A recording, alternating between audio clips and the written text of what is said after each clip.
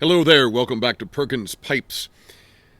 No particular reason, just wanted to bring out the black poker that I had made some time back, and just hadn't had this guy out for a while, so thought I'd bring him out for a smoke. Got a viewer response today, a comment that a viewer had left on a previous video. I want to share that with you and want to talk a little bit about that. So as always, let's get this guy lit. Let's get to talking.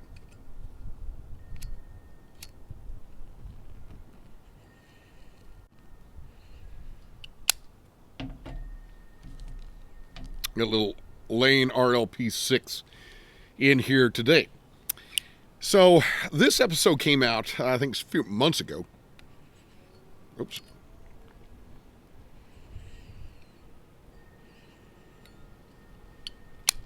And it was the What You Were Made to Do video. I'll link to that in the notes below. There's a wonderful YouTube piper named Carolina Rose. Many of you know her. And she left me a wonderful message, a comment on that video. And in that video, I was talking about things that we're really called to do and what our calling is in life, and kind of big ideas and so forth. I'm called to be a teacher. I'm called to be a husband, father, and all that kind of stuff. Big ideas. And Carolina Rose says this. She says, I feel like I need to sit down with a very large cup of coffee and long smoke to have a conversation about this. She says, I will just condense my thoughts. I think this is an awesome question and jumping off point. However, I think there's one group of people that are totally left out of this scenario. The ones who feel like their goal in life is just to survive and make it through that day or the next day. They never get to have the luxury of, quote, being called. Of course, there are ones who do get to do something they love for a period of time or a brief time. Just some thoughts to stir the pot. Sorry. Well, first of all, thank you to Carolina Rose for that.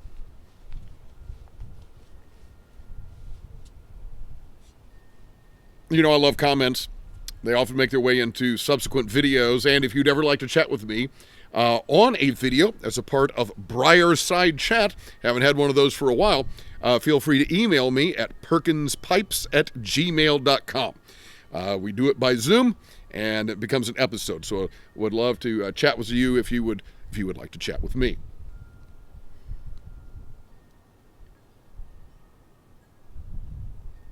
I really appreciate what Carolina Rose had to say there. And there's a couple of thoughts. When I read her comment, one of the first things that ran through my mind was the lyric to a Bruce Springsteen song called Reason to Believe. And in that song, he chronicles in the different verses various tragedies, emotional and relational tragedies, as Springsteen so often does.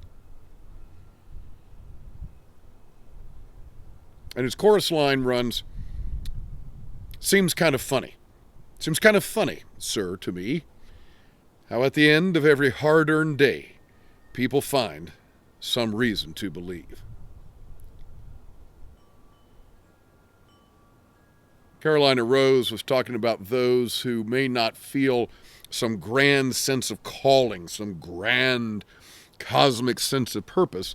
And for them, as she said, it's enough just to get through the day. It's enough just to have that reason to believe and get up again tomorrow. And you do that, and you're doing fine. Well, I think that's true for a lot of people.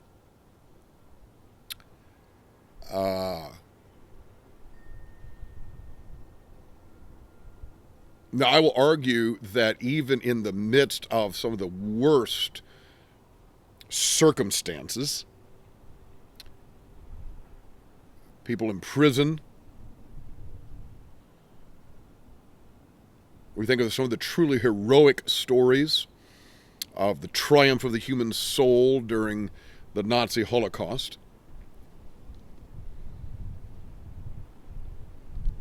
I think of people that I know who've gone through some pretty significant relational and emotional issues, who nevertheless, in the midst of that, yea, though I walk through the valley of the shadow of death, I will fear no evil, for thou art with me. Thy rod and thy staff, they comfort me, right? In the midst of that darkness, they still find the light and they still find their calling. And maybe their calling is in that moment to be something for somebody else, to be that light for somebody else in the darkness, or whatever it is.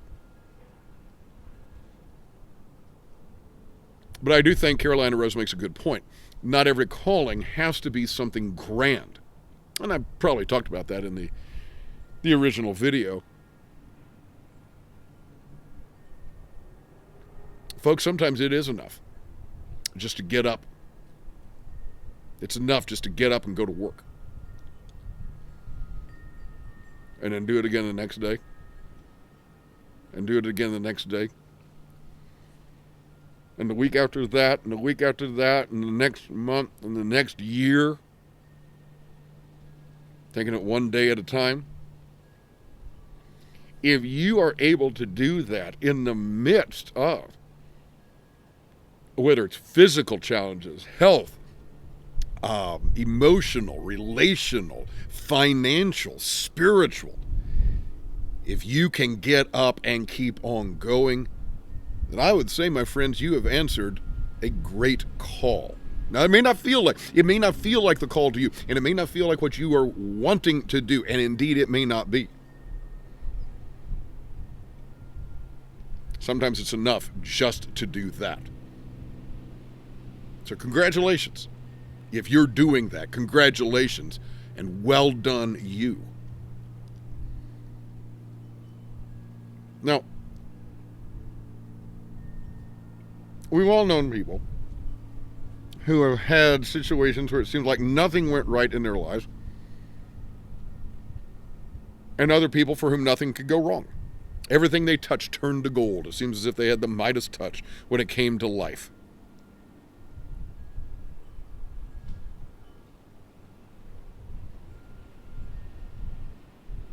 I remember a sign in the doctor's office of my family physician when I was growing up.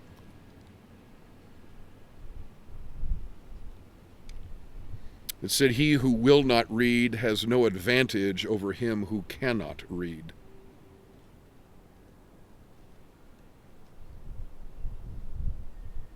I do think that those who are experiencing a stage of life where things are going well, maybe you do have some grand sense of calling, purpose, and you're living it out. And I will be honest, I will put myself in that category. It certainly isn't as if I haven't gone through my own hard times. I have. I can assure you. But for some time now, I've been able to do what I felt called to do. I've been able to teach Latin, classical languages, culture, history, poetry, philosophy. I've been able to witness to the Christian faith. I've been able to make pipe videos, write articles and books, be a husband, be a father. So, by any measure, it's a good life. That's not bragging. That's just a fact. It is a good life that I have. And I think that those of us who are in such a stage have a responsibility to do with it all that we can.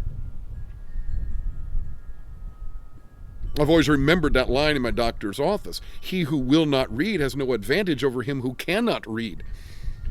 So if I have the ability to live out various callings on my life and I don't do it, that's kind of an insult. It's kind of a slap in the face to other people who maybe the biggest achievement for them is to get up in the morning and go to work.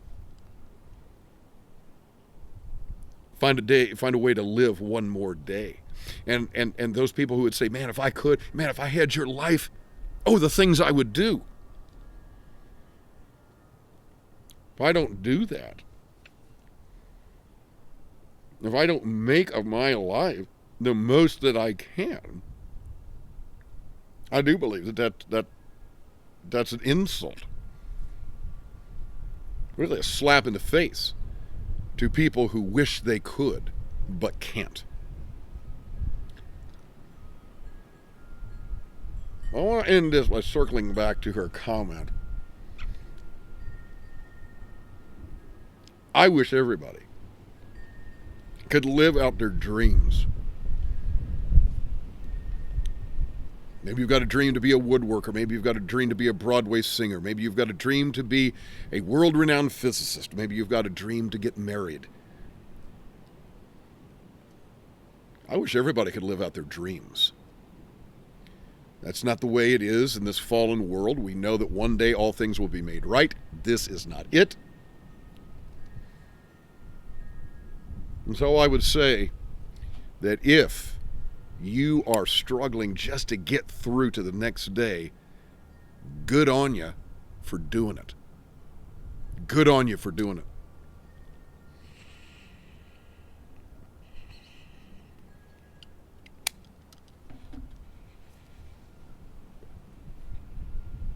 If you can answer the call to get up out of bed when you don't feel like it and all the weight of the world is crashing down upon you, if you have the wherewithal to go to work when everything in your mind and body is screaming no,